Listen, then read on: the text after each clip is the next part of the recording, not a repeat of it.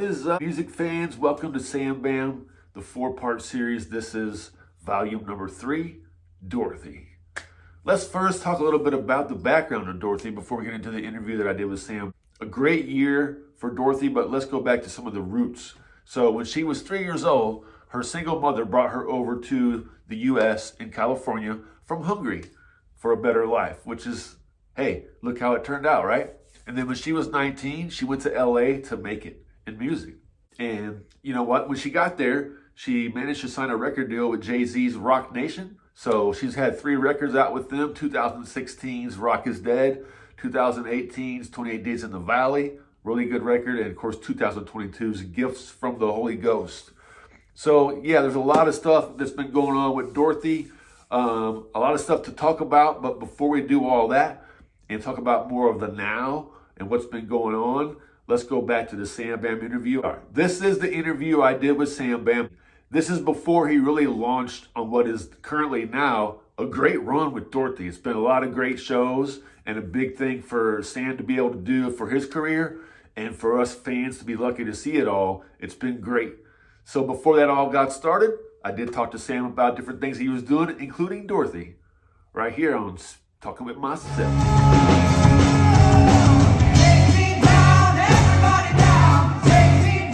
Yeah, that's kind of a project that I'm a hired gun for. Yeah. So speaking of hired gun and she, I think one of the other things that's really cool that you got to do lately was work with Dorothy. I've heard some good things about that, and she pretty much kind of handpicked you and said, "Come be on the record," I guess. Yeah, that's something I'm very, very excited about, and can't wait till we can get back to normal to actually play a show with her. But Yeah. yeah, she had I met her right before the apocalypse really kind of set in, and we had kind of talked back and forth a little bit on social media for a while, and then she came to see me play at a jam out here at the Viper Room with my buddy Ace before the lockdown. So this is probably like end of February, I think. And hung with her a bit, and then she was like, "I think you should jam with my band." I'm like, "I would love to jam with your band." And so yeah, we kind of kept in touch on Instagram, and then eventually she asked one day, she's like, "Hey, if I was going to maybe go to New York, would you want to come and play the guitars on my record?" And I'm like, "Yeah, let me think about that. Sure." Yeah. So that was really, really cool to get to do. And then I believe her record's coming out this summer. I think that's at least what I've heard and what I've seen. And yeah, just really, really excited to be a part of that, and really, really cool that to have been picked by her to do all that. So I'm stoked. Yeah. Well, the word is out there, Sam, of how good you are and stuff. And you're a pretty genuine guy, and your talent kind of comes through. But think about something else too. I've been around a lot of bands, a lot of musicians for a long time, and the world is full of fantastic musicians that can just play the shit out of anything. But it's not just that makes someone be successful. There's much more to it than that. There's the dedication. There's how you carry yourself, and the fact that you pretty much concentrate on your guitars and your music. It's not about partying, about nothing. You're pretty focused on what you're doing, and that keeps you, like I said, that down home, relaxed, cool, just regular guy, kind of, even though you're a guitar god. And I think people like that. People like to work with someone like that. That's not, you can't have LSD as a guitar player, but then again, you can, and you don't. I mean, it's like like the playing part of things is really just one aspect to the whole thing. I mean, yeah, you have to be able to play to do certain gigs. If you want to be kind of moving up and doing better gigs, you got to be able to play. But then like really even the bigger half of it is the hang and who the person is, because if I was just like a crazy out of my mind partier drinker, that wouldn't work in a situation like Dorothy, because she's sober and certain people don't want to be around that kind of thing. Yeah. So And then, like, you know, in the Faster Pussycat situation, now Tammy is over 3 years sober. So it's kind of just the situations like that. It's, you know, that's one thing that I think some people may not understand, is the fact that really a big part of gigs and doing jobs is the hang. Absolutely. You know, because you're on stage for whatever it is, 45 minutes, an hour and 15 minutes, and then there's all the other hours in the day, the 22 other hours. So what it takes that you're living together. 5 minutes too, you know. What'd you say? It takes a lot of time, like you said, the hang. When you look at back at whenever Jason Newsted joined Metallica, they did the hang for a long time, and they put him through some paces. And part of the gig was the hang. It wasn't just when they knew he could play, but there's. Oh yeah, good stuff, man. That was a nice interview. I was thankful for Sam to do that. Coming out of the lockdown when the world music stopped for a while, and we're all looking forward to getting back out there. So yeah, that interview was really cool. It was nice to talk about sobriety too, not just with Dorothy and myself, but Tammy also. So it was cool that kind of came up, because that's a big thing. So yeah, obviously after doing that interview with Sam, things kind of took off with Dorothy, and it's been really cool. I love her voice. She has this old school kind of throwback thing, and you throw with the modern guitars and the rock music, and what a combination. And she's really cool.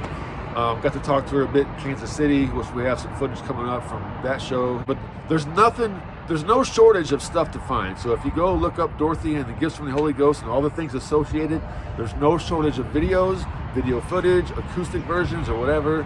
So it's been a really good 2022 for Dorothy and the band, which that lineup is awesome. Seeing them live a couple times in Kansas City, and then here at Red Flag in St. Louis, man, that band is awesome. I remember whenever they played Rockville in 2021, and they did it on a live stream, and I watched that. That was my first glimpse of Sam with Dorothy, and I was like, what the hell?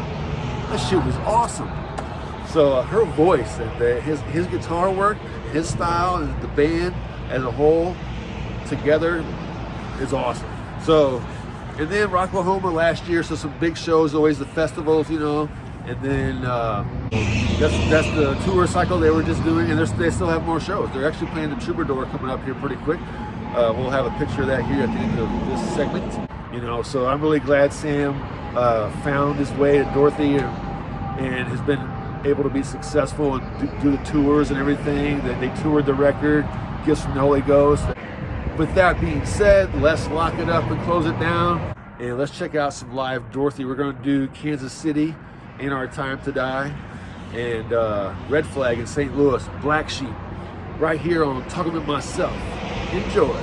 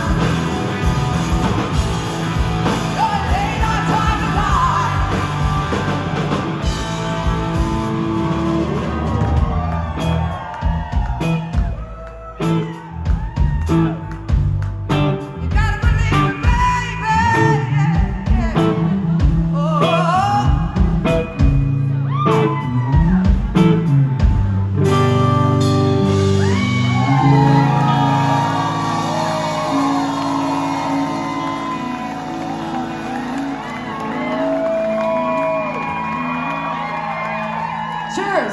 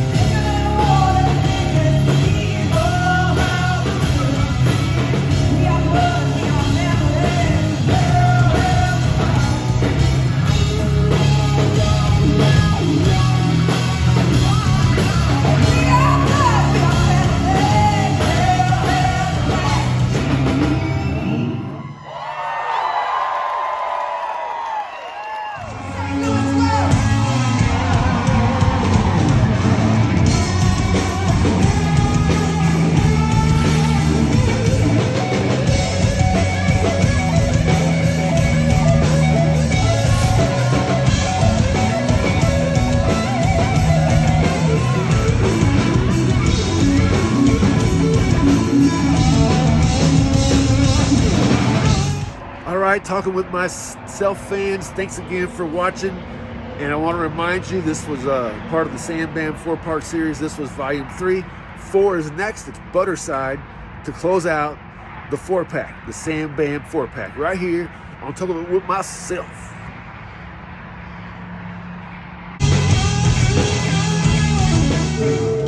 Sweet.